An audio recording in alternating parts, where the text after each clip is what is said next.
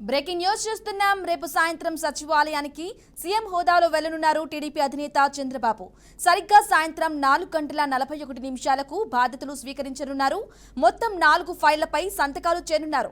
మొదటిది mega DSC విడుదల చేస్తూ తొలి సంతకం చేస్తారు. ల్యాండ్ టైటిలింగ్ యాక్ట్ను రద్దు చేస్తూ రెండో సంతకం చేయనున్నారు. పెన్షన్లు 4,000 రూపాయలకు పెంచుతూ మూడో సంతకం పెట్టనున్నారు. అన్నా క్యాంటీన్ల ఏర్పాటుపై 4వ సంతకం చేయనున్నారు. స్కిల్ డెవలప్మెంట్ పునరుద్ధరిస్తూ 5వ సంతకం చేయనున్నారు.